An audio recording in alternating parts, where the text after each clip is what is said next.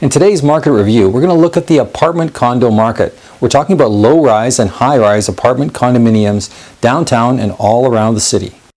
To help make our stats a little bit more relevant to you, I'm going to divide up the city into different quadrants.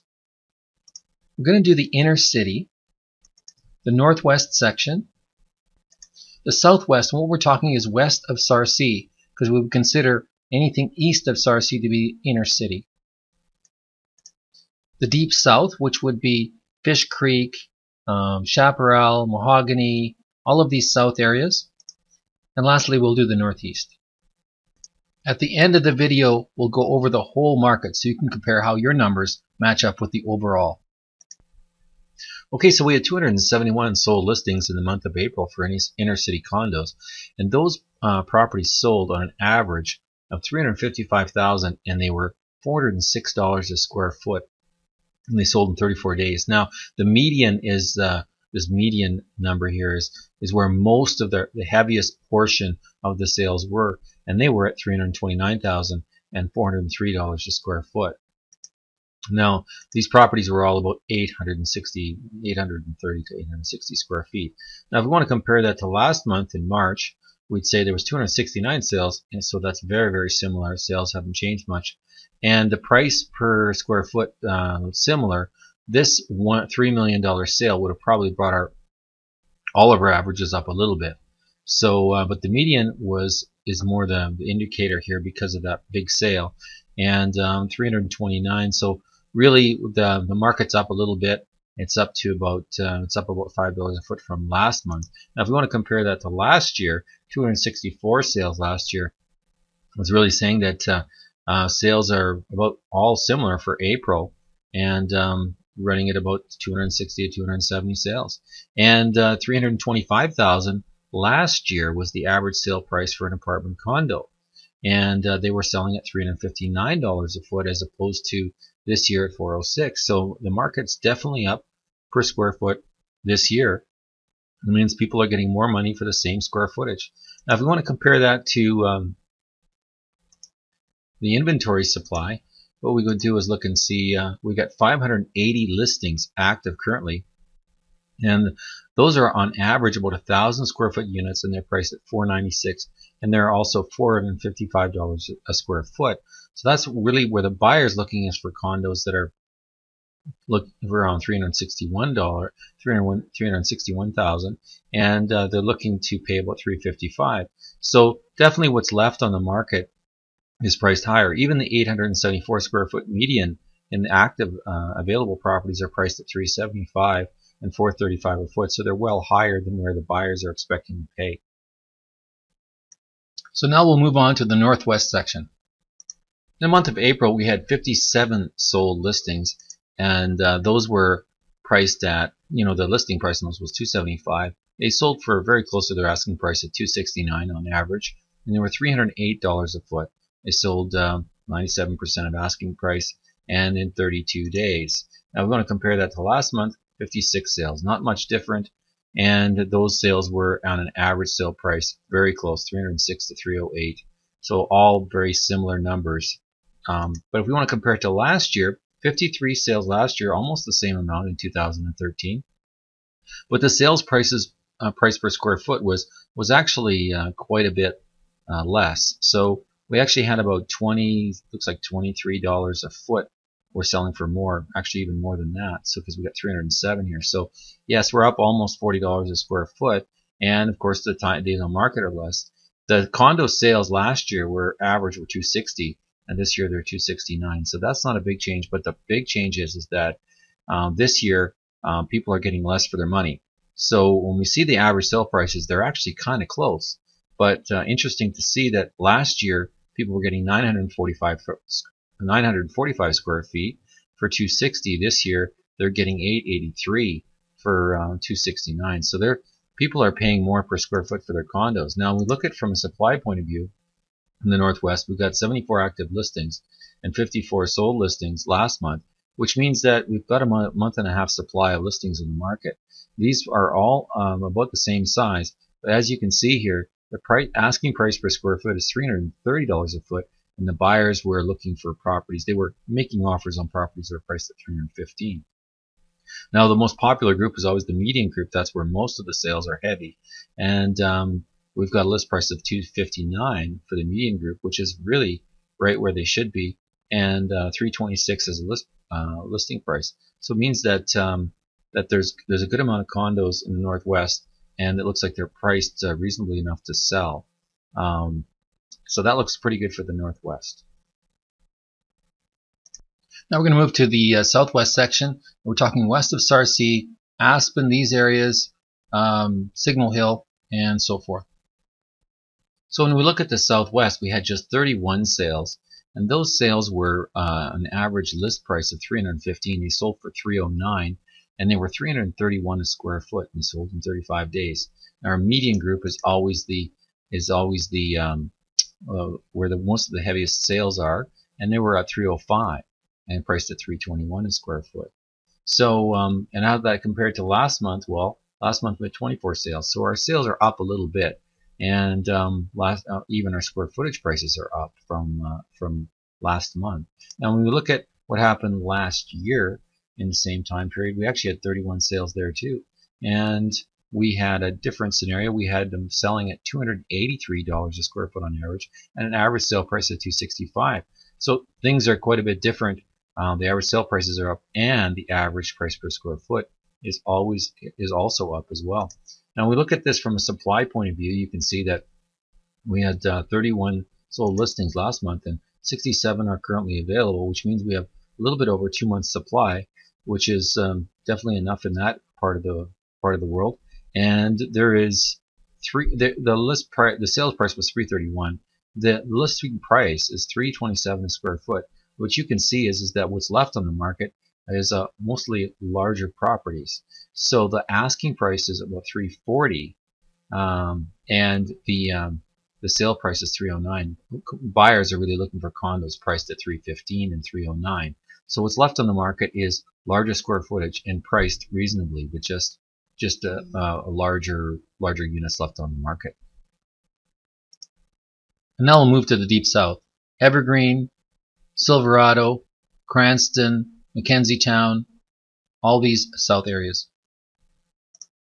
Now looking at the Deep South, we had 65 sales in April, and those sales were 929 square foot on average, and they were 277 as a list price and 272 as a sold price. $296.44 per square foot is the average sale price, and the median was actually they were very close, and the days on market was 29 days on market on average. Now I want to compare that to last month. We had 65 sales again, and the last month we had an actual sales price per square foot a little bit higher at 305, and that was due to looks like a couple of sales that sold higher rates the average price per square foot.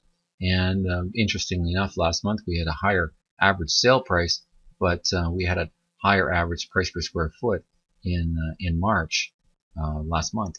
So if we want to look at April of 2013, how that compares, sales are almost the same at 61 sales in that month, and the price per square foot was actually quite a bit lower.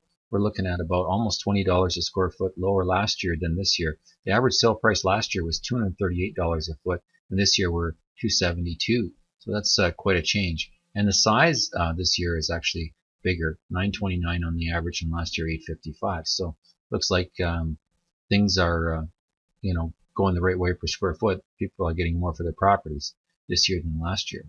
So how does that compare with their inventory levels? Well, in May we have 121 current listings on the market, so we have a little over 2 months supply, and we've got those list prices are $281,000, and the buyers are looking for them somewhere around 277.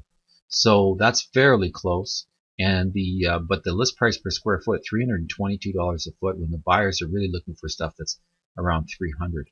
So the median price of what we have available is 309, and that is fairly close. And if you look at the list price, well, I guess it's quite a bit higher when you think about $10 a foot higher for 1,000 square foot. That's about, I guess that's about $10,000. So that's not too far off on pricing. And what was selling was 929 square foot, and what's left on the market is smaller units priced at a higher dollar per square foot. And next we'll look at the northeast section of the city. So in April, 27 sold listings, and how does that compare to last month? Well, let's have a look here and say we've got 25 sold listings last month, and when you look at the average size, they were 819 square feet as opposed to last month about 780, about the same. But the sales price, boy, that's a pretty close number. $211,000 was our average sale price, and our median price was $213 last month, and the month before was $216 for March. So when you look at it here, it looks like we must have had some higher sales happen. Not really, because our high sale was $362. So when you look at it, actually the units per square foot sold for a higher price in March than they sold in April, because we had $276 a square foot average sales then, and $262 average sale for April. So it went down a little bit. Days on market was a little bit less. Let's see how that compares to last year. Well, last year we had 53 sales in the same time period, and we had those sales at $277 a foot on average, and they were $265 was the median. So what a crazy market down there. It looks like the average sale price is up, meaning that that price is up, but the price per square foot isn't up that much. Up a little bit, but not from March. Actually, it's just about the same. Actually, even less for the median. So, our prices compared to last year up here, I mean, maybe this market average probably a little bit high and skewed a little bit high because we had a $574,000 sale in that month. That might have skewed our averages a little bit, but you can see here that people were, when you've got an anomaly like this, you can always compare and look at and kind of eliminate this number by looking at the median, because the median is where most of the properties are being sold. And so this really tells the story, because the median is the heaviest weight of the sales. We're at 245,000 last year, and this year they're 213 units. So that really means that last year the Northeast actually did a little bit better. And these units here were 945 square feet. So that means that people are, as a rule, they're buying properties.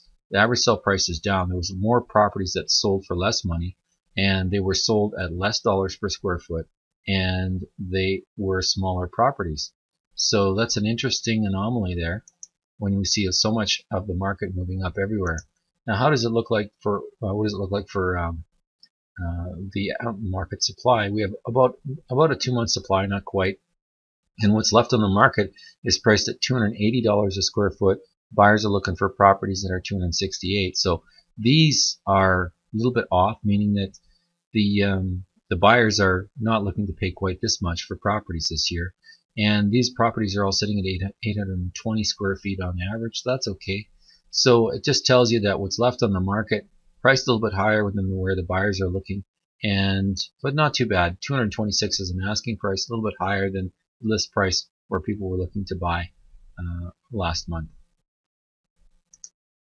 Okay, so having a look at the overall market here, you can see that sales not really up from last year, not too much really. We look at numbers sold. Last year we sold 3,100 listings in April. This year we sold 3,400 listings. So that's up, we're up, say, 300 listings. That's pretty good, I guess.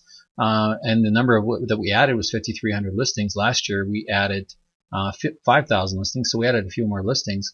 And our inventory is at 7,400 last year. And the reason why it's kind of a hot market for all of these sales is that we have a low inventory supply. 7,400 listings, when last year we had 8,700 listings in the same time period. So 7,400 listings is definitely up from where it was. And last month we didn't have very much inventory either. Now our median price $421, $420 this year, and last year was $390. So that's definitely up on the overall.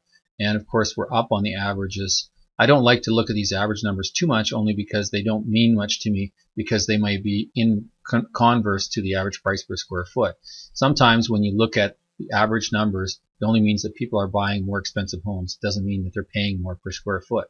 So these are pretty interesting numbers, and sales to new listings, as we see the number of listings go up, we'll see that these sales to new listings, the number will go down a little bit. And some of the higher months are usually December, because we don't get a lot of new listings in that month. Realize that the market news I've just given you is based on the whole market. There's a whole other study we can do on the area that you're looking to buy or sell in. Your area may not move according to the whole market, and realize that average sale prices don't mean that a specific home would go up that percentage based on the whole market. Average sale prices sometimes mean that people are buying more expensive homes. Back when I started selling real estate, over 90% of the homes I sold were expired listings or homes that other agents couldn't sell. During that time, I learned from my clients the many frustrations that they had selling their homes. Yeah, we had the home about, twice with some other agencies, and they couldn't sell the house. We don't know why. It's a beautiful house. There was not any interest shown at all in our home by anybody that came and viewed it. Too many of the other MLS realtors who'd come and show the house, they wouldn't have a clue. We didn't get any feedback on our showing. Last time our house was in the market about 3 months, and we've never got any offers. It's for these reasons I have a very detailed approach on the way I sell my clients' homes. But here's what my clients had to say. So we tried to put our townhouse up for sale October of last year, and it just wasn't selling, you could say. We had some show homes in the beginning of October, and a lot of people came, but no one really made a really decent offer, and we weren't getting any feedback. After the last 2 months, November and December, we had no showings, no one was coming, and we weren't really hearing from our real estate agent anymore. So come January, a friend of the family told us about Trent and how that he had helped them sell their house, and Don't forget how we got that in the mail. And how we got in the mail a pamphlet that said, guaranteed we can sell your home. In which case, we both decided we'd call Trent. And give Trent a call. And Trent came in the very first day that he came to see us, and he said, well, let's look at the market. Let's see where we're sitting at in the market, and let's make a plan of how we're going to put this up so that it's more appealing than everything else in the market, in that kind of zone that people are looking for houses, in that price range, in that category, being a townhouse. And basically what ended up happening was, as soon as the house went up, exactly what we had predicted with Trent was going to happen, happened. And in a very, very short period of time. I think it was like 1 day. I think it was 1 day. Yeah. We had an offer the first day and took it. Trent gave us extremely knowledgeable advice on how to deal with the initial lower offer, and it resulted in us maintaining a lot more of our value in our house. One of the things that I noticed was really nice about how our house sold was that there was a video that was taken for YouTube, and when we went to go see it, we fell in love with our home again, not to lie. It just, it put our home in a light where you wanted to live in it. It talked about, the great things that we loved about our home when we first walked in. Just 2 blocks down, there's another house for sale that didn't have that quality of videoing, and it didn't show the aspects of the home which we fell in love with, which we found that other people did. And watching the video, you realize that we boosted so much more of our traffic coming into the house. People who were looking at it, they already were interested before they even showed up. And right away, just from the first day, we had 3 or 4 people walk through that all wanted to make offers. And assuming if we wanted to stay on the market longer, we could have easily sold the house 5, 6 times over. Well, I think what the commercial does versus just having an MLS listing with pictures and then someone has to call and then come and see it is it takes the same thing that companies do, but he does it for you on an individual basis. Companies, when they want to sell something, you see it on the commercial while you're watching the NHL playoffs or something, and you go, this is awesome, I want it. And that's exactly what his commercial does. You see it and boom, you want it. We had our home listed for 4 months in the fall, and it just didn't sell. We had a little interest at first, but then it just died down. After the new year, we got some information in the mail from Trent, and he was able to show us the advantages of video marketing, and he showed off our home to its best advantage.